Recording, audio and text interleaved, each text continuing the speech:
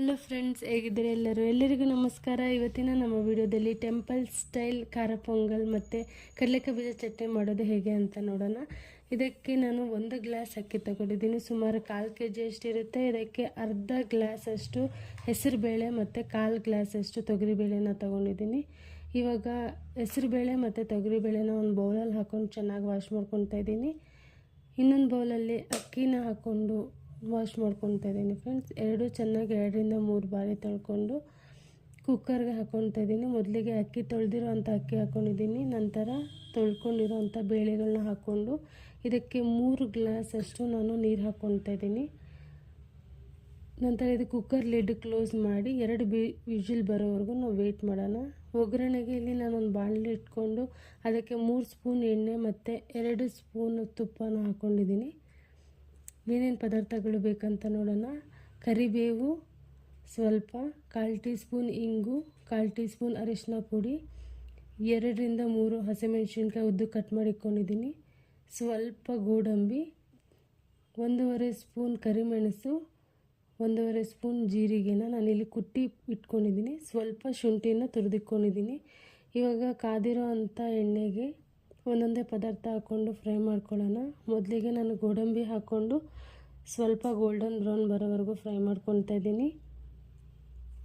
ನಂತರ ಇದಕ್ಕೆ ಜೀರಿಗೆ, ಮೆಣಸು, ಹಸಿಮೆಣಸಿನ್ಕಾಯಿ, ಕರಿಬೇವು, ಇಂಗು, ಅರಿಶಿನ ಪುಡಿ ಮತ್ತು ಶುಂಠಿ ಇಷ್ಟನ್ನು ಹಾಕ್ಕೊಂಡು ಚೆನ್ನಾಗಿ ಸಿಮ್ಮಲ್ಲೇ ಫ್ರೈ ಮಾಡ್ಕೊತಾ ಇದ್ದೀನಿ.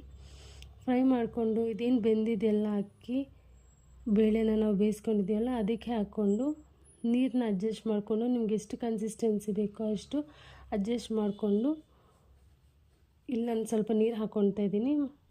ಹಾಕ್ಕೊಂಡು ಚೆನ್ನಾಗಿ 5ರಿಂದ 10 ನಿಮಿಷ ಸಿಮ್ಮಲ್ಲೇ ಬೇಯಿಸ್ಕೊಳ್ಳಿ. ನಂತರ ಇದಕ್ಕೆ 1 ಹಿಡಿ ತೆಂಗಿನಕಾಯಿ ತುರಿ, 2ರಿಂದ 3 ಸ್ಪೂನ್ ಅಷ್ಟು ತುಪ್ಪ ಹಾಕ್ಕೊತಾ ಇದ್ದೀನಿ. ಹಾಕ್ಕೊಂಡು ಚೆನ್ನಾಗಿ ಮಿಕ್ಸ್ ಮಾಡ್ಕೊಳ್ಳಿ. ಮಿಕ್ಸ್ ಆದಮೇಲೆ ಇದಕ್ಕೆ ನಾನು ರುಚಿಗೆ ತಕ್ಕಷ್ಟು ಉಪ್ಪು ಹಾಕ್ಕೊತಾ ಇದ್ದೀನಿ ಫ್ರೆಂಡ್ಸ್. ಉಪ್ಪು ಹಾಕ್ಕೊಂಡು ಚೆನ್ನಾಗಿ ಮಿಕ್ಸ್ ಮಾಡಿ ಒಂದು 5 ನಿಮಿಷ ಸಿಮ್ಮಲ್ಲೇ ಲೋ ಫ್ಲೇಮಲ್ಲಿ ಬೇಯಿಸಿದರೆ ತುಂಬಾ ಟೇಸ್ಟಿಯಾಗಿರುವಂಥ ಟೆಂಪಲ್ ಸ್ಟೈಲ್ ಖಾರ ಪೊಂಗಲ್ ರೆಡಿಯಾಗಿದೆ. ಇವಾಗ ಚಟ್ನಿ ಹೇಗೆ ಮಾಡ್ಕೊಳ್ಳೋದು ಅಂತ ನೋಡೋಣ. ಇದಂತೂ ತುಂಬಾ ಟೇಸ್ಟ್, ಒಳ್ಳೆ ಕಾಂಬಿನೇಷನ್. ಇದಕ್ಕೆ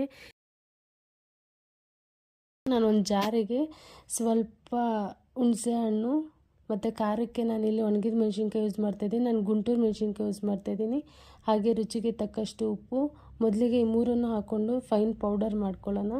ನಂತರ ಇದಕ್ಕೆ ನಾನು ಅರ್ಧ ಹೋಳು ಕಾಯಿನ ತೊಗೊಂಡಿದ್ದೀನಿ ಇಲ್ಲಿ, ಅದನ್ನು ಸಹ ಹಾಕ್ಕೊಂಡು ಇಲ್ಲಿ ಸ್ವಲ್ಪ ತರಿಯಾಗಿ ರುಬ್ಕೊಳ್ಳೋಣ. ನಂತರ ಇದಕ್ಕೆ ನಾನು 1 ಹಿಡಿಯಷ್ಟು ಕೊತ್ತಂಬರಿನ ಚೆನ್ನಾಗಿ ನೀರಲ್ಲಿ ವಾಶ್ ಮಾಡಿ ಇದಕ್ಕೆ ಹಾಕ್ಕೊತಾ ಇದ್ದೀನಿ. ಹಾಗೆ ಇದಕ್ಕೆ ನಾನು ಕಡಲೆಕಾಯಿ ಬೀಜನ ಹುರಿದಿಟ್ಕೊಂಡಿದ್ದೀನಿ. ಅದು ಒಂದು 2 ಹಿಡಿಯಷ್ಟು ಹುರಿದಿಟ್ಕೊಂಡು ಅದನ್ನು ಸಹ ಇದಕ್ಕೆ ಹಾಕ್ಕೊಂಡು ಫೈನ್ ಪೇಸ್ಟ್ ಮಾಡ್ಕೊತಾ ಇದ್ದೀನಿ. ಇವಾಗ ಉಪ್ಪು ಖಾರನ ಅಡ್ಜಸ್ಟ್ ಮಾಡ್ಕೊಳ್ಳಿ ಫ್ರೆಂಡ್ಸ್. ಹಾಕ್ಕೊಂಡು ಇದನ್ನ ಚೆನ್ನಾಗಿ ರುಬ್ಬಿದರೆ ತುಂಬಾ ಟೇಸ್ಟಿಯಾಗಿರುವಂಥ ಶೇಂಗಾ ಚಟ್ನಿ ರೆಡಿಯಾಗಿದೆ. ಈ ವಿಡಿಯೋ ನಿಮಗೂ ಇಷ್ಟ ಆಗಿದ್ದರೆ ನಮ್ಮ ಚಾನಲ್ನ ಶೇರ್ ಮಾಡಿ, ಸಬ್ಸ್ಕ್ರೈಬ್ ಮಾಡಿ, ಲೈಕ್ ಮಾಡಿ. Bye friends.